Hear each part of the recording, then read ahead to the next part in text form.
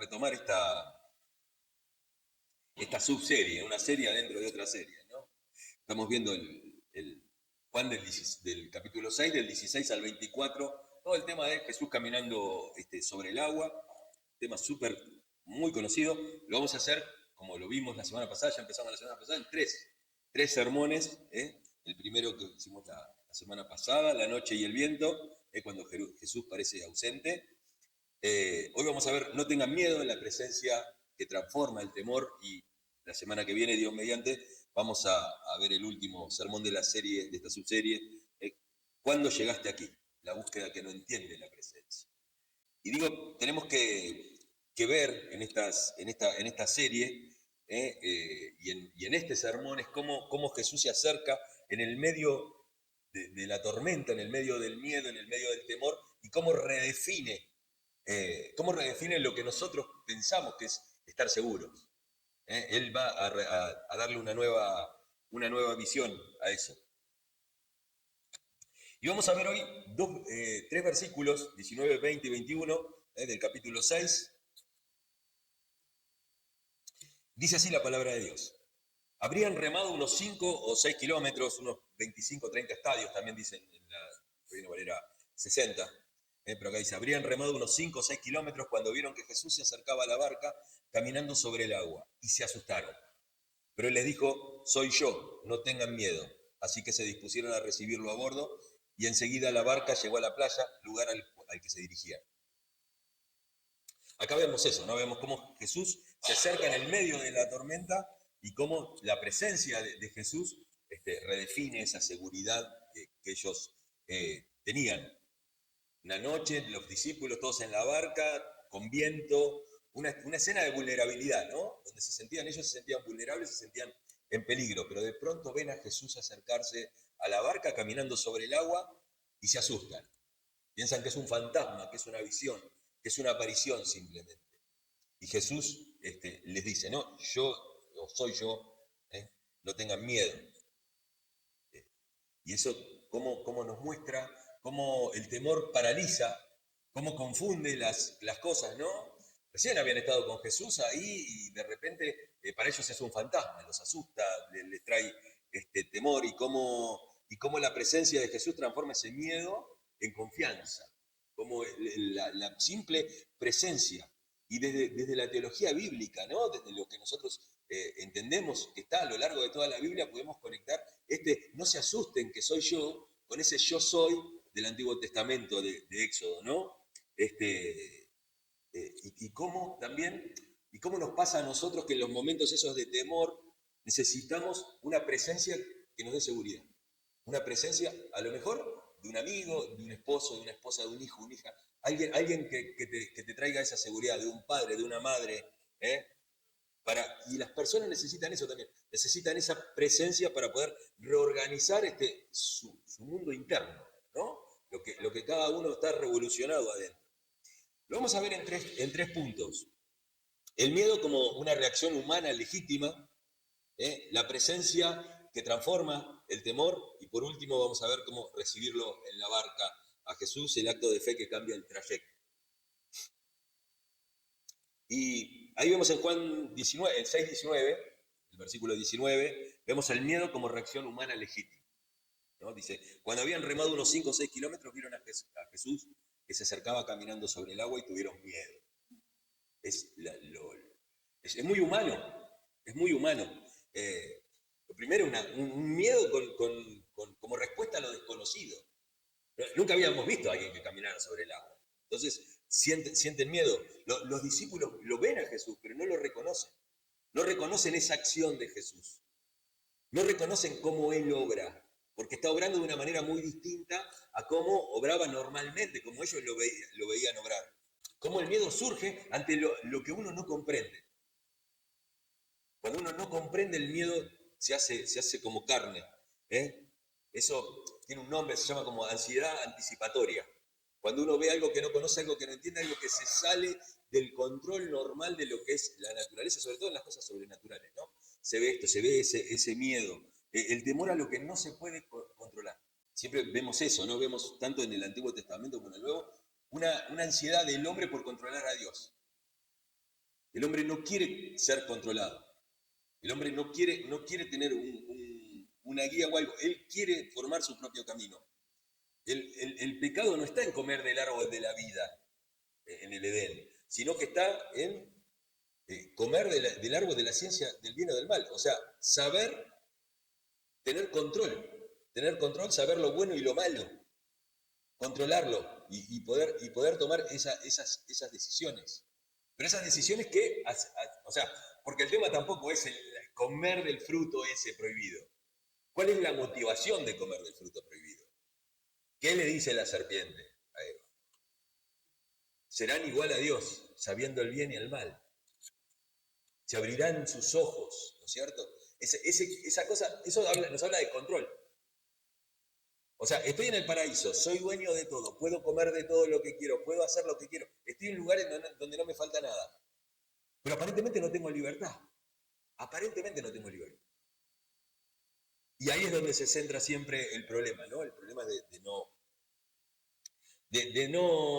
ceder el control, de no ceder el control a Dios. Y el miedo también es una señal de vulnerabilidad, ¿no? Uno siente temor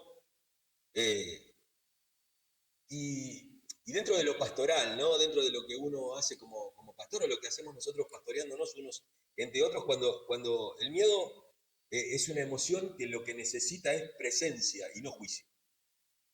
A veces el temor significa que nosotros tenemos que acercarnos para acompañar y no para juzgar. Darles una gilada, donde no te puede dar miedo eso. Sino que necesita, bueno, a vos te da miedo, yo te acompaño. Yo estoy con vos. Y también vemos que el miedo es una oportunidad de revelación, ¿no? Vemos cómo el temor prepara el corazón de alguna manera para reconocer a Jesús de una forma nueva, de una forma que a lo mejor antes no lo lográbamos entender, no lo lográbamos ver. Y si miramos a lo largo de toda la Biblia, ese hilo rojo que atraviesa toda la Biblia, es también esto, que ante el temor hay muchos lugares en donde la persona teme y automáticamente hay una revelación de Dios. Cuando uno teme, cuando está en temor,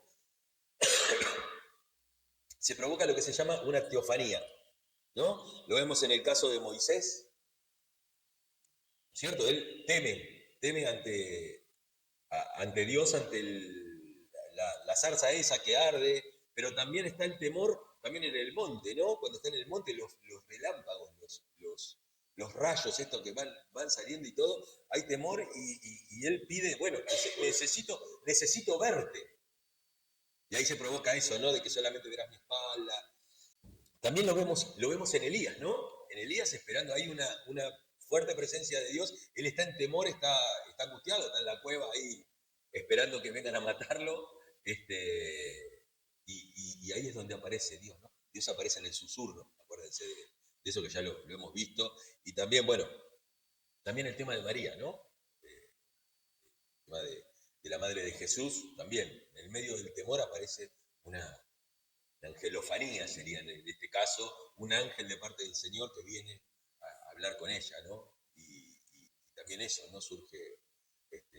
Surgen cantos nuevos, surgen palabras nuevas, surgen una convicción nueva, ¿cierto? Ahí tenemos el Magnificat de María, esa canción que hay, ¿no? Que trae una nueva revelación. Dios nunca se había revelado de esa manera. Y si vamos al principio del libro de la carta a los hebreos, ¿no? Vemos cómo dice Dios se ha manifestado de muchas formas, ¿no? Pero en este último tiempo, como la última gran revelación, se ha manifestado por medio de Jesucristo. O sea, esa manifestación es una manifestación única y que como que cierra todas las demás. Entonces, sí, claro, o sea, ver a Jesús actuar de la manera que actúa y ver a Jesús como el Dios encarnado hace que muchas personas no logren entender o tengan miedo o tengan cierto temor. Cierto temor o cierta desconfianza también, ¿no? Temor es también desconfianza en algunos puntos. Sin embargo, fíjense en el Isaías 41:10, dice, no temas porque yo estoy contigo, no te angusties porque yo soy tu Dios. Hay una promesa de parte de Dios, y no es una promesa que es una sola en la Biblia, sino que es una promesa que está a lo largo de toda la Biblia. Y dice Henry Nouwen, en el libro El Camino del Corazón, dice, el miedo no es debilidad, es la puerta por la que entra la fe. Muchas veces el miedo es eso, es una puerta que se abre. Así como cuando vemos que cuando hablamos de rotos o cuando hablamos de personas quebradas, quebrantadas y todo, esas grietas que se nos forman, que la vida nos da, es el lugar por donde permea la fe, por donde permea la gracia de Dios. Y vemos acá que tenemos mucho temor, pero también la presencia transforma el temor. En el versículo 20 vemos ese yo soy, ¿no? Ese soy yo o yo soy, que nos muestra cómo Jesús no da explicaciones, sino que nos da identidad.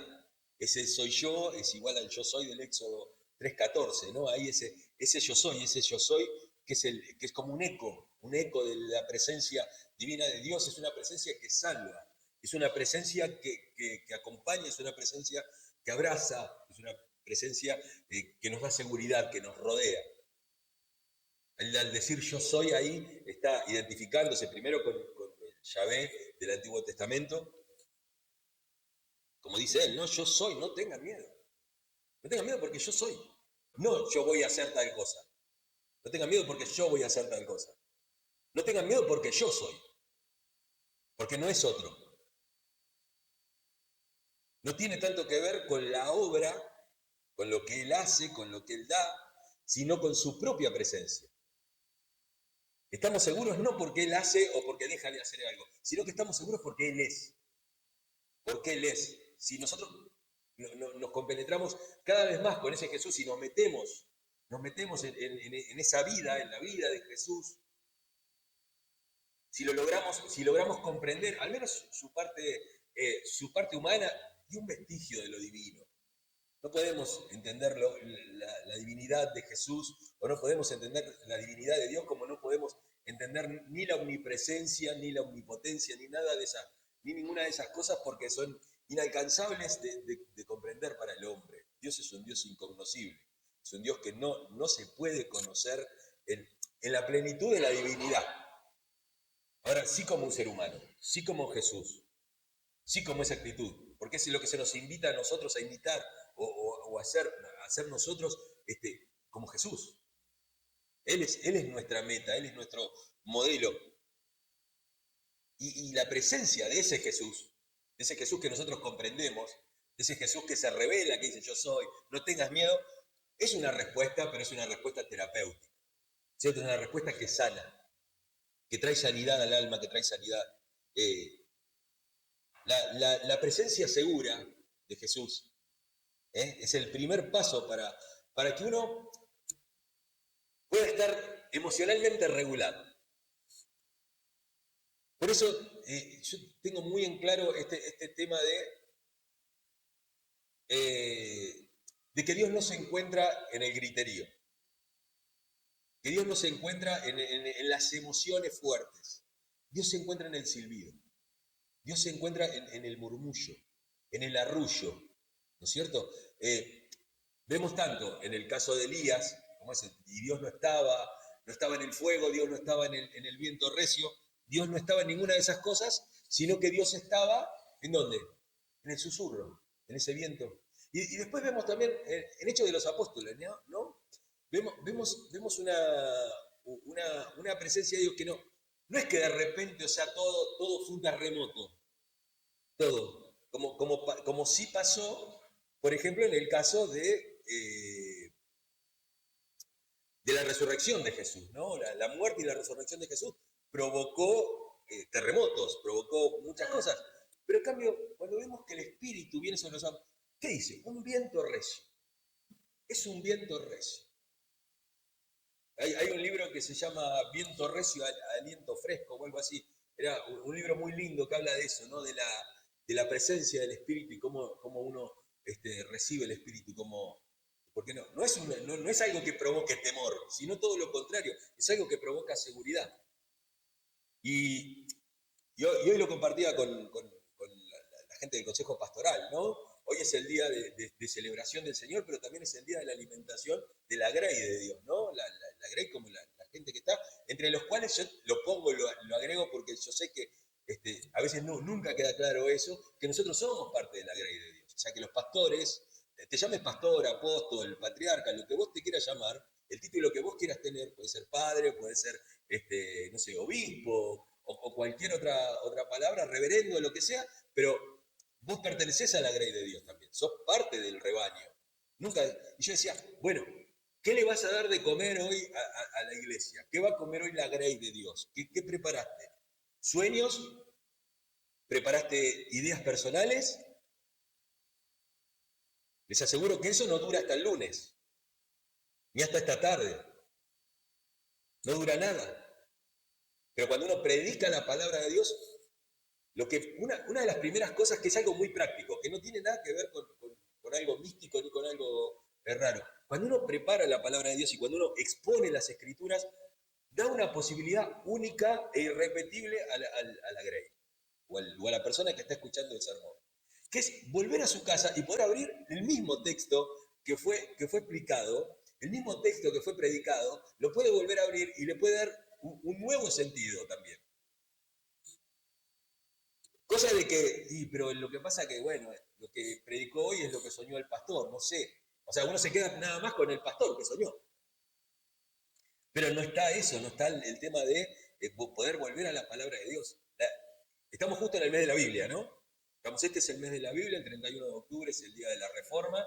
Hay un montón de cosas en el medio, pero sobre todo es el mes de la Biblia. Y necesitamos volver a la Biblia. Y la Biblia tiene que volver a hacer lo que está en el púlpito, lo que se da desde el púlpito. Lo que vemos también acá, en el caso de Jesús, ¿no? Cómo viene de esa regulación emocional de la que habíamos hablado, él no elimina el viento, no eliminó el viento, no eliminó la tormenta en el momento, y vemos que no, pero la cercanía de Jesús cambia la percepción que nosotros tenemos de la tormenta. Nos parece algo que, no, bueno, no era tan complicado tampoco. No era tan complicado. ¿Viste? Eh, eh, lo digo también para la gente que a lo mejor nos escucha. Nosotros en el parque tenemos una morera, un árbol de moras. Me hace acordar cuando Dios le dice a David, cuando escuches el murmullo de pasos en las moreras, ese ruido, adelántate a la batalla. ¿No? Decía, quédate quieto hasta que escuches el arrullo, el murmullo de pasos de las moreras. Es ese ruido, ¿no? Miren cómo hay cosas que uno a veces no las entiende porque nunca lo escuchó. Acá tenemos una morera y vemos eso. También la voz de Jesús, la voz que calma nuestro sistema nervioso, que nos calma, que nos produce esa paz, que nos produce esa regulación.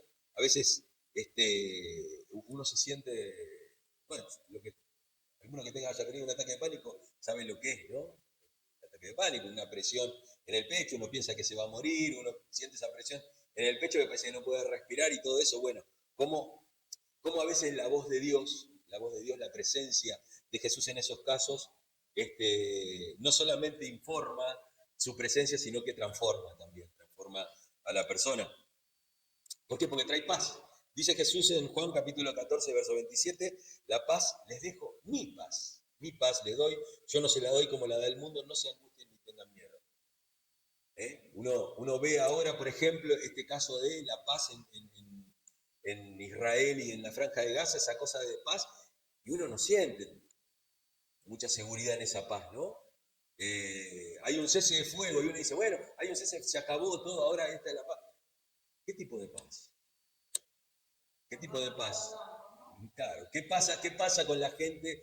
¿Qué pasa con la gente que estuvo exiliada? ¿Qué pasa con la gente que murió? ¿Qué pasa con estos chicos que son huérfanos ahora? ¿Qué pasa con estos chicos que hace 2 años que tienen un problema de alimentación? No 2 años, varios años más también, que no tuvieron asistencia médica. Todo esto que nos pasó, que nos pasó, porque nos pasa a nosotros que estemos lejos. ¿Qué pasa con eso también, no? ¿Qué le pasa a esa gente?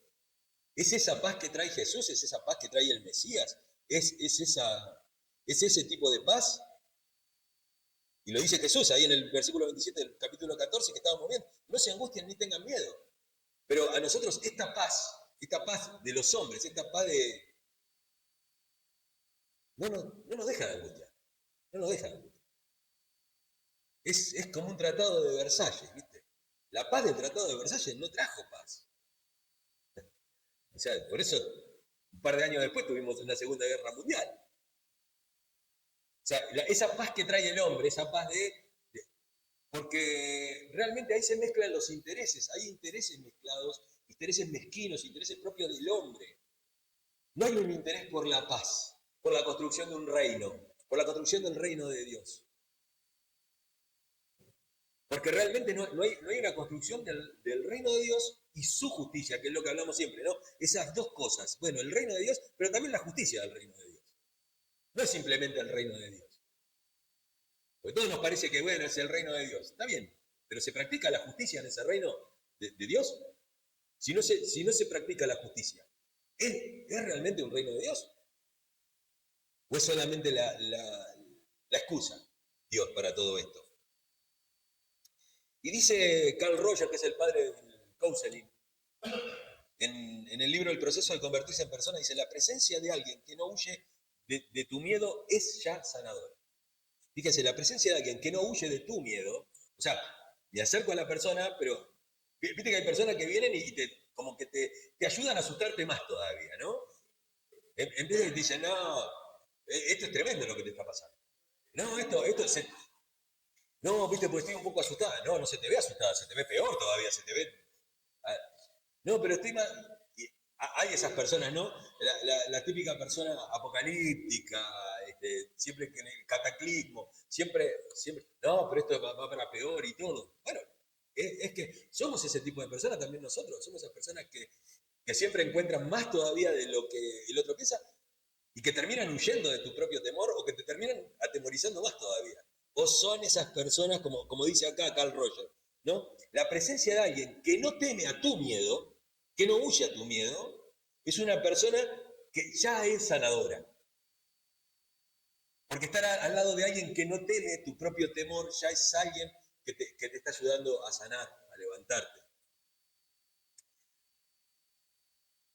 Y por último, vemos cómo Jesús es recibido en la barca, ese acto de fe que cambia el trayecto, que cambia el lugar al cual vas. El grave problema de la tormenta en el medio del mar es que no sabes para dónde tenés que ir. Perdés todo sentido de orientación. No sabes para dónde tenés que ir. Es como hablábamos la semana pasada, la niebla, ¿no? La niebla que no ve para dónde está, no sabes para dónde va, si vas para el sur, para el norte, ¿a dónde vas? ¿A dónde vas? Es cuando uno está manejando en el medio de la niebla, ¿no? En el medio de la niebla, en el medio de la tormenta, no ves nada.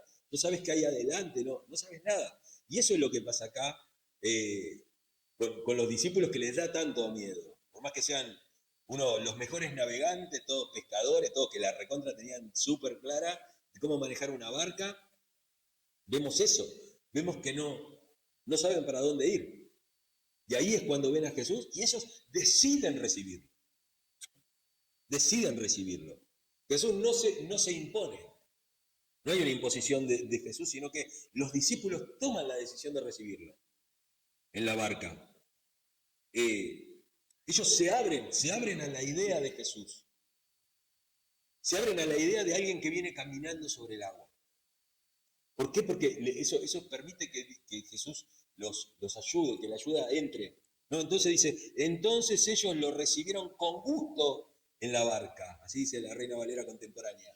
Los reciben con gusto, convencidos, agradecidos. Y uno ve ese movimiento hacia la intimidad, ¿no? Uno ve que recibir a Jesús en la barca es permitir que entre en nuestra vulnerabilidad. En ese momento de miedo, cuando nos sentimos vulnerables ahí. Es raro, parece extraño, pero bueno, la mente humana es muy, muy, muy compleja y uno ve cómo a veces la gente se acerca a Jesús, no en la necesidad, sino en la fortaleza. O sea, vienen a la iglesia cuando están fuertes, cuando se sienten fuertes, vienen a demostrarle a Dios, a Jesús, al pastor, a los hermanos y todo, que ellos están bien. Entonces, vienen a la iglesia a mostrar que están bien. Cuando están mal, no están. Se retiran. Cuando tendrían que tener una continuidad, no es que uno tiene que estar cuando está bien o cuando está mal, siempre tiene que estar. Pero si uno ve también esa cosa que recorre toda la Biblia, lo que es la teología bíblica, uno ve que la fe no es solamente creer, sino que es acoger, que es traerlo, abrazar, aferrarse a Jesús, intimar con Jesús, estar en la intimidad. Porque precisamente esa intimidad con Dios es lo que cambia el trayecto. Lo que cambia, lo que nos da, es una brújula, ¿viste? Es una brújula moral, es una brújula ética, pero también es una brújula emocional. Emocional, aquel que tiene las emociones rotas, que está hoy está arriba, mañana está abajo y todo, es inconstante en todos sus caminos, como dice Santiago, ¿no? El hombre de poca fe es inconstante en todos sus caminos. ¿Qué es la fe sino también es esa seguridad de que este GPS, que este Google Maps, que este Waze, que nos muestra a Jesús, nos lleva por el camino correcto? Uno confía en eso. Y la fe es eso, la fe es confianza. La fe es la certeza de lo que se espera, la convicción de lo que no se ve. Y fíjense acá en el texto, ¿no? De este cambio de trayecto, versículo 21 dice, y enseguida la barca llegó a la orilla a donde se dirigía. Así lo dice la Biblia, Dios habla hoy. Llegó a la orilla a la cual se dirigían. Acá el texto es bien claro, llegaron a la orilla, enseguida, rápido llegaron a la orilla. La presencia de Jesús aceleró el propósito, aceleró lo que ellos querían hacer. Sin Jesús en la barca hubieran quedado ahí dando vueltas, así como, digo yo, ¿qué tanta presencia de Dios? Digo, a veces dudo hasta esos 40 años en el desierto, ¿no? Digo, ¿cuánto tiempo habrán seguido la nube? ¿Cuánto tiempo habrán seguido la columna de fuego? ¿Cuántos habrán quedado en el camino? ¿Cuántos decidieron, no, bueno, yo te podría, yo me quedo acá? Dante Gebel, una prédica muy vieja que tiene llamada Don Cohen. Era una familia de judíos, Don Cohen era el patriarca de esa familia, que iba con todos en el desierto, en el éxodo. ¿No es cierto? Iban dando vueltas, todo. Y un día dijo, estoy cansado de seguir a toda la tropa, yo me quedo acá. Y lo dejó que se vayan todos y se quedó. Y al segundo día fue a buscar el maná. Y el maná no estaba. Porque era en la comunidad donde Dios estaba. Y fue a buscar el agua, y fue a buscar las codornices, y no estaba. Y Don Cohen se encontró solo, en el medio del desierto. Y a veces pasa eso.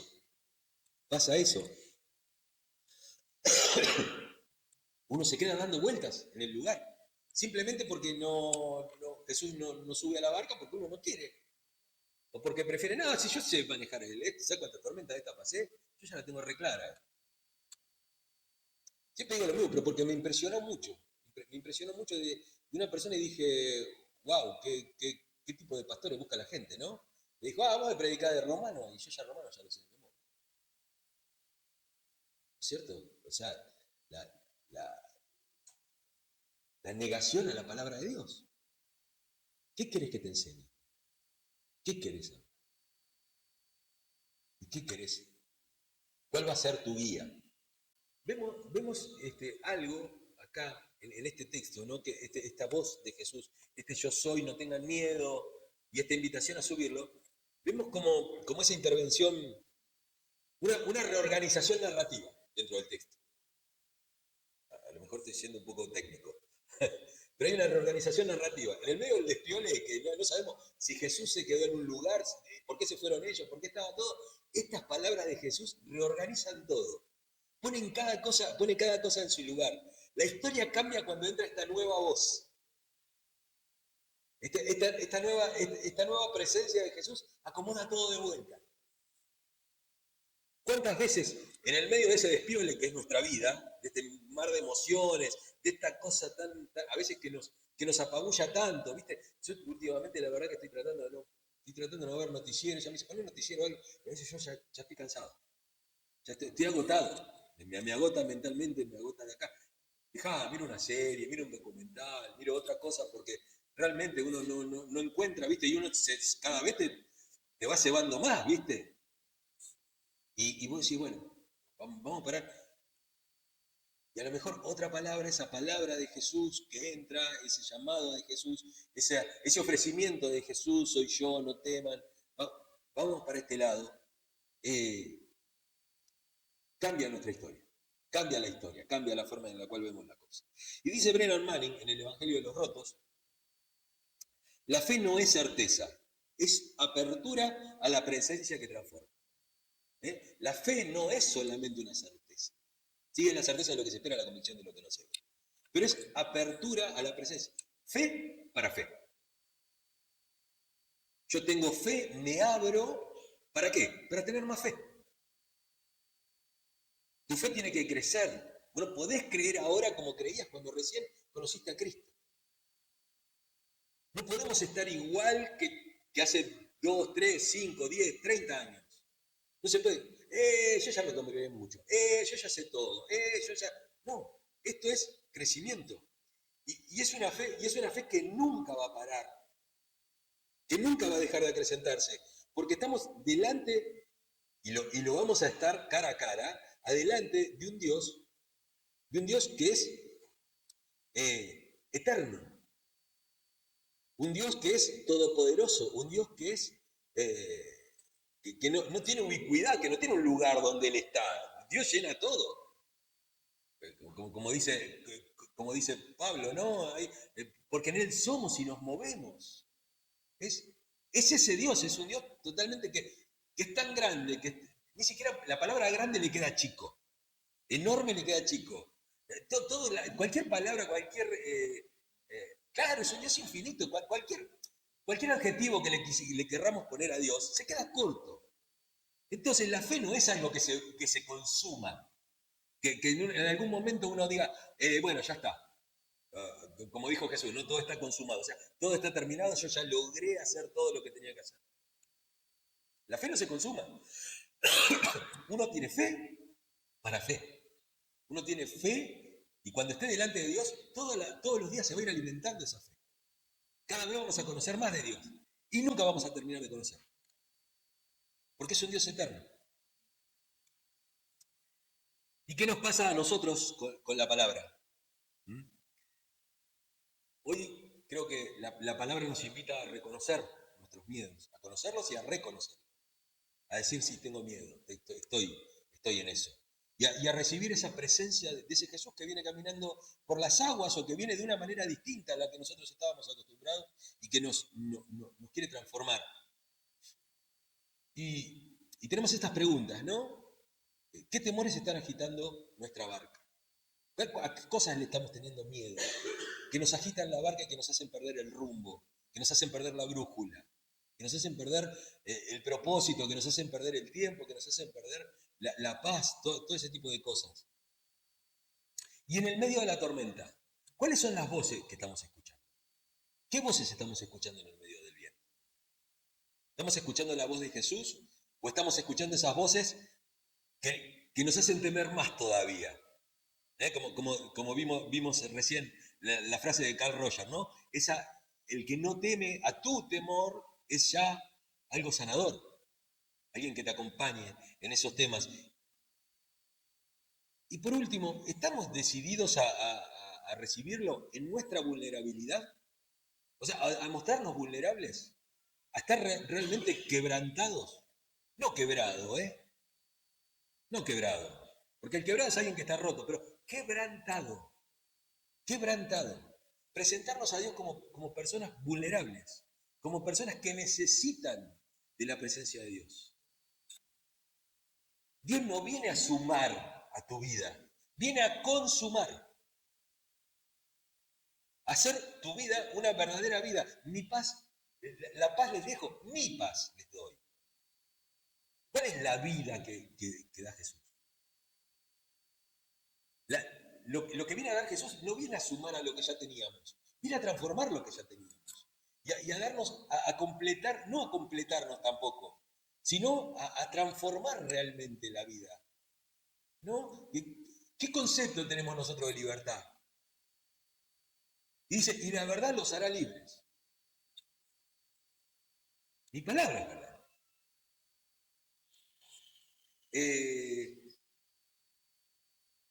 la vida de Jesús, esa vida Zoe, esa vida con propósito que nos da Dios, no viene a sumar a la vida que ya tenemos, esa vida bios, esa vida biológica. Hace mucho tiempo, creo que hace varios años ya, que había predicado una vez que iban a poner en tu lápida. Iban a poner en tu lápida, ¿cuál era? ¿Te acuerdas que tenía una foto de una lápida? ¿Qué iban a poner acá? Acá ya hace una persona. Acá ya hace una persona. ¿Cuál va a ser el epitafio de tu tumba? Consumió oxígeno. Sería una vida bios, ¿no? ¿Qué hizo en su vida? Consumió oxígeno. Nada más. Comió, bebió y se murió. O realmente vamos a tener una vida que tenga significado, que nos haya hecho felices y que haga feliz a otro. Entonces, le agregué esto ahora, ¿no? A los sermones, estos desafíos prácticos para la semana. ¿Qué vamos a hacer esta semana? No sé si hicieron de la semana pasada, pero escribir, compartir, orar, ¿no? ¿Cuál es tu miedo? Escribilo, reconocelo, compartilo, oralo. Y es una semana para que permitir que Dios se suba a nuestra barca, ya que calme un poco las aguas, ya que nos lleve a destino y que podamos orar, Señor, no quiero que el miedo me defina, quiero que la fe me defina, quiero que tu presencia me transforme, me haga una nueva persona. Y dice Eugene Peterson en este libro, que el título me encanta, porque dice, una larga obediencia en la misma dirección. Es alguien que agarró la brújula y siguió derecho para ese lado. Esas son personas que no van a estar 40 años dando vuelta alrededor del desierto. Son personas que van a llegar en una semana a la tierra prometida. No son personas que dan vueltas. Es una larga obediencia, una obediencia constante, permanente, en la misma dirección. Eso es lo que dice, ¿no? Que aquel que no tiene una fe segura, que no tiene una obediencia segura, es arrastrado por cualquier viento de doctrina. Hoy voy para acá, mañana sale otra cosa nueva y voy para allá, y pasado voy para allá. Dice Eugene Peterson en ese libro, la fe no elimina el miedo, lo transforma en camino hacia la presencia. El miedo a lo mejor está, porque uno sigue siendo un ser humano, son características del ser humano el miedo. Pero la fe, la presencia de Dios, los transforma en un camino precisamente hacia Dios y hacia su presencia. Que nos encuentre esta semana en eso, ¿no? En el medio del miedo, en el medio de todas estas cosas que nos están pasando como nación, que nos están pasando como mundo, que uno se enoja y todo. Bueno, está bien enojarse, es parte de la cosa también. Pero tengamos paz, tengamos calma, confiemos en Dios y dejemos que Él se suba a la barca y que Él nos enseñe el camino. Que seamos también transmisores de esa paz también. Que no vayamos sumando desdicha, sumando dolor, sumando... no quiere decir que uno, ay, no, es buena onda, se murió mi mamá.